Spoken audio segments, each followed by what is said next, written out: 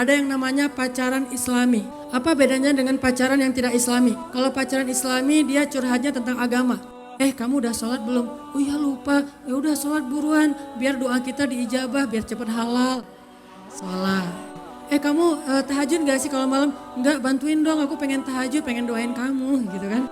Ya udah aku bantuin, mau bangun jam berapa? Jam 3. Ya udah ntar aku bangunin ya jam 3 ya. Ya, si cowoknya nungguin sampai jam 3. Dia nggak biasa tahajud kan? Daripada dia tidur bablas, mending dia nungguin aja udah. Bola nggak ada, kalau ada bola masih mending bisa nonton. Bola nggak ada, berita udah garing. Apalagi film-film udah tinggal horor. Dia nunggu jam 3 nih, udah habis kacang, kopi entah udah berapa galon ya. Pas jam 3 udah ngantuk banget, yang bangun tahajud gitu ya. Oh ya makasih ya kamu baik banget sih, udah aku wudhu dulu ya. Ya udah gitu dia yang ceweknya tahajud, cowoknya hilang. Tepar aja. Tiba-tiba dia tibra bangun-bangun zuhur. Ini artinya pacaran islami, nggak ada. Itu modus. Itu modus. Jadi kayak berawal dari yang kayak gitu-gitu, seolah-olah curhat, seolah-olah ngasih nasihat, seolah-olah kita kayak pengen bantu. Tapi itu semuanya wasawisus syaitan.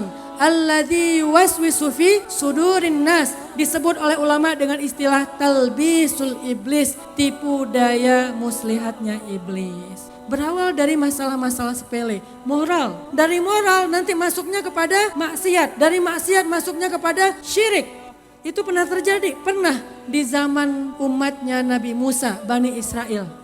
Ada 3 orang anak muda mau berangkat berperang karena di negeri mereka ada wajib militer. Jadi kalau udah usia anak muda mereka wajib untuk ikut Akmil, Akademi Militer atau Wamil, wajib militer. Ketika mereka mau berangkat untuk Akademi Militer, mereka bingung nitipin adik mereka yang perempuan ke siapa. Soalnya mereka nggak punya keluarga dekat. Akhirnya setelah mereka berdiskusi, mereka pun menitipkan adik perempuan mereka kepada seorang abid. Arti abid itu ahli ibadah. Seorang laki-laki yang udah beribadah 100 tahun. 100 tahun beribadah, nggak pernah tinggal. Zikir sepanjang hari. Dia suka beribadah sendiri di musolanya. Dititipin, kenapa? Karena dia yang paling soleh di kampung itu. Mudah-mudahan adiknya dijaga dengan amanah, dititipin. Awalnya abid ini nolak, dia nggak berani dapat titipan perempuan di rumahnya. Tapi karena dipaksain terus, akhirnya dia terima. Ya udah deh kalau dipaksain, taruh aja. Ceweknya ditaruh di rumahnya, abid ini, ahli ibadah ini beribadah di musolanya. Jadi agak kepisah, dia punya musola sendiri. Mereka bertiga berangkat, wamil. Hari pertama aman, nggak saling nyapa, nggak saling dekat, nggak saling kenal, nggak saling ketemu, sama-sama diam. Hari ketiga mulai datang setan. Setan datang pertama ke ceweknya dulu. Setan bilang gini, kamu kan sekarang lagi di rumahnya seorang ahli ibadah. Itu kesempatan apa? Kesempatan belajar. Coba kamu tanya-tanya, minta nasihat kepada beliau supaya kamu juga menjadi seorang perempuan yang ahli ibadah. Mumpung lagi serumah dengan ahli ibadah, sekalian belajar sambil nunggu kakak-kakaknya pulang. Oh benar juga ya. Setan membisiki dia di mana? Sudur, di dadanya. Bukan dalam wujud laki-laki, tapi dalam bisikan di dadanya. Tiba-tiba kebersit ide gitu. Oh benar juga ya. Akhirnya besok pas abid ini bawa makanan ke rumahnya, perempuan ini nanya, Syekh boleh saya bicara? Oh kata abid ini boleh, sambil gak ngeliat gitu. Emang ada apa? Saya pengen belajar tentang menjadi ahli ibadah, boleh gak? Oh boleh, gak apa-apa, namanya juga belajar gitu kan. Apa yang amalan yang mudah untuk saya lakukan sebagai pemula? Oh ya udah kamu banyak-banyak zikir aja dulu, istighfar, subhanallah, alhamdulillah, Allahu akbar. Banyakin aja istighfar sama zikir. Itu ibadah yang udah luar biasa. Oh ya makasih, udah aja. Si ahli ibadahnya balik ke musola. Berjalan beberapa hari, datang lagi nih setan. Kamu kan udah zikir kayak gitu udah lama. Minta lagi ibadah yang lain. Siapa tahu ada ibadah yang lebih baik. Oh ya udah. Datang lagi nih Syekh, tanya lagi Syekh, saya sudah mengamalkan ilmu yang kemarin. Ada nggak amalan yang lain? Kata Syekhnya, ada, sholat. Oh sholat, gimana cara sholat? Diajarkan dengan cara berdiri, ruku, sujud. Ya udah, makasih, berangkat. Lama-lama datang lagi setan, masa sholatnya sendiri? Kan sholat berjamaah itu lebih utama daripada sholat sendiri. Nih pelajaran fikih buat kita. Kalau cewek-cewek lagi sholat di mall, atau di musola umum, di rest area, di pom bensin, kalau kalian cuma sendiri, terus ada cowok juga sendiri, kalian tidak perlu sholat berjamaah. Kalau ceweknya cuma satu, cowoknya satu, tidak perlu sholat berjamaah kalau bukan muhrim. Kenapa? Fitnah. Baru boleh kalian sholat berjamaah kalau cowoknya dua, ceweknya satu. Atau ceweknya dua, cowoknya satu. Artinya ada temannya. Jangan berdua. Kebayang nggak? Nggak kenal sholat berjamaah, maghrib pula. Ghairil maghdubi alaihim waladdallin. Ceweknya kebenaran ngantuk, aminnya lembut. Amin. Kan cowoknya jadi salah tingkah kan. Akhirnya ayat berikutnya salah melulu. Dia baca apa aja salah, ujung-ujungnya qul huwallahu ahad. Karena cuman itu yang dijamin gak akan salah. Yang lain salah terus gara-gara apa? Salting, gara-gara amin yang terlalu lembut. Tapi kalau ceweknya berdua, aminnya amin kolosal. Aminnya orkestra, amin. Biasa kan? Coba kalau sendiri, amin. Kok dia lembut banget sih aminnya? Ini pasti ceweknya cantik deh. Ini suaranya keren banget nih. Gitu kan, datang setan. Makanya jangan sholat berdua kecuali sudah halal. Makanya segera halalkan. Pasti beda lah tahajud sendiri sama berdua ya. Tahajud berdua ada yang ngaminin. Tahajud sendiri siapa yang ngaminin? Waladdallin. Udah aja garing ya. Gak ada yang ngaminin. Bahkan kalau ada yang ngaminin lebih garing lagi, bahaya, langsung kabur. Tiba-tiba amin. Kan ngeri ya. Kayak film jadinya kan. Akhirnya cewek ini sholat berjamaah sama ahli ibadah tadi, ulama tadi. Syekh, saya sholat kalau sendiri suka gak khusyuk, kata setan. Boleh gak saya ikut sholat berjamaah dengan Anda? Oh boleh sholat berjamaah. Ya udah ayo. Sholat aja berdua di satu musola. Habis sholat datang lagi setan. Masa cuman sholat doang? Udah aja belajar Quran kepada dia. Dulu bacanya Taurat, sekalian belajar tahsin. Syekh, saya udah zikir, udah sholat, boleh nggak belajar tahsin? Kata syekhnya, boleh, udah sini, duduk aja berdua. Tapi pintunya dibuka ya, biar nggak jadi fitnah. Boleh, buka aja pintunya. Yang satu depan pintu, yang satu di dalam. Jadi satu di luar, satu di dalam. Belajar tahsin. Tahsin apa? Tahsin Taurat. Kalau sekarang tahsin Quran. Kalau dulu tahsin Taurat, belajar. Lama-lama datang lagi setan kepada mereka berdua. Kalau kalian belajarnya satu di depan pintu, satu di dalam, apa kata orang yang lewat? Mereka malah curiga, aneh.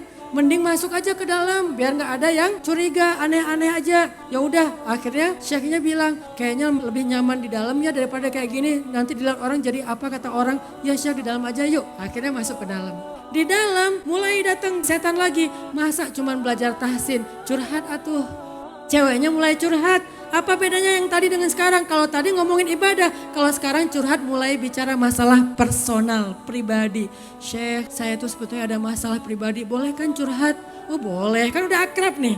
Saya tuh ada calon pasangan saya, tapi kakak-kakak saya gak ada yang suka sama dia, saya harus gimana ya? Syekhnya sok-sok bijak gitu kan? Ya sih, kamu sabar ya. Biasanya sih emang ada baiknya lah, mudah-mudahan dengan kamu bersabar, kamu makin tahu pasangan kamu itu baik atau enggak, segala macam. Kelihatan bijak, ceweknya makin respect. Wah ini kayaknya Syekh ini bijak banget. Calon kalau jadi imam nih pasti bahagia banget nih istrinya. Mulai datang setan. Lama-lama mereka akrab, mulai bercanda. Yang tadinya ngomongnya serius, awalnya nggak saling menatap, sekarang menatap, kemudian serius, kemudian bercanda, akhirnya nyaman. Udah nyaman bercanda, akhirnya ujung-ujungnya mereka menjadi saling punya perasaan. Udah punya perasaan, mulai mengutarakan perasaannya. Saya tuh sebetulnya sejak pertama kamu datang itu udah ada rasa, cuman gak enak mau ngomong. Sama saya juga Syekh. Akhirnya ya udah gimana, kita tunggu kakak saya aja ya. Ya nunggu lama gak sabar, datang lagi setan. Udahlah gak ada yang lihat juga, tutup aja pintunya. Tutup pintu, mulai ceweknya curhat, nangis. Karena ceweknya nangis, bahunya siap untuk memberikan tempat sandar di bahu. Tepuk-tepuk gitu, sabar ya, emang cowok di mana-mana sama. Padahal dia juga cowok. Udah lama kayak gitu makin akrab, ujung-ujungnya maaf, riwayatnya mengatakan mereka pun berzina. Dari berzina sekali, dua kali, tiga kali, akhirnya cewek ini hamil. Ketika tahu cewek ini muntah-muntah hamil, ahli ibadah tadi panik. Nih kalau kakaknya pulang tahu adiknya dihamili, saya mau gimana nih nasibnya? Akhirnya karena panik datang lagi setan. Mending lu hilangin aja jejaknya, dibunuh. Dibunuh dalam keadaan hamil, dikuburin. Udah dikuburin di dalam rumahnya, ditutup dengan karpet. Kemudian dia beribadah, astagfirullah ya Allah saya udah melakukan dosa besar segala macam. Datanglah kakak-kakaknya dari Wamil. pulang, di mana adik kami? Adik kalian sakit keras, saya udah berusaha mencari tabib tapi tidak tertolong sehingga dia meninggal dunia. Ini kuburannya. Saya tidak berani membawa dia ke tempat lain, saya kuburkan di dalam rumah saja. Karena kalau di kuburan di luar ketahuan sama orang bahwa itu ada bekas dibunuh. Akhirnya dikuburkan di situ. Mereka bertiga sedih karena kehilangan adiknya. Mereka percaya dengan kata-kata si ahli ibadah. Akhirnya pulang ke rumah tidur. Di dalam tidur, setan tadi datang lagi dalam mimpi mereka bertiga, ngasih tahu adik mereka dibunuh setelah dinodai. Tiga-tiganya mimpinya sama. Pas bangun curiga, kenapa mimpi kita sama? Ada sesuatu yang gak beres. Akhirnya mereka balik ke rumah itu, digali lagi. Ternyata ditemukan ada bekas pembunuhan di tubuh adiknya. Lalu laki-laki ahli ibadah ini dibawa kepada raja atau pengadilan, diadili. Dia ngaku dia salah, dia berzina, dia membunuh. Akhirnya dia dihukum pancung. Ketika dia ditaruh di tempat hukuman pancung, sebelum dipancung dia udah diberdirikan. Tiba-tiba setan itu datang lagi kepada ahli ibadah mengatakan, wahai Abid, tahu nggak siapa yang menjerumuskan kamu ke sini dari awal? Abid ini bertanya, siapa? Saya. Sayalah yang menggoda perempuan itu supaya belajar kepada kamu. Saya menggoda kalian supaya sholat berjamaah. Saya menggoda kamu untuk masuk ke dalam rumah. Saya menggoda kalian untuk saling curhat. Saya menggoda kalian untuk saling mencintai. Saya menggoda kalian untuk saling berzina. Lalu saya menggoda kamu untuk membunuhnya, berbohong. Dan sekarang kamu berada di tempat kamu akan dipancung.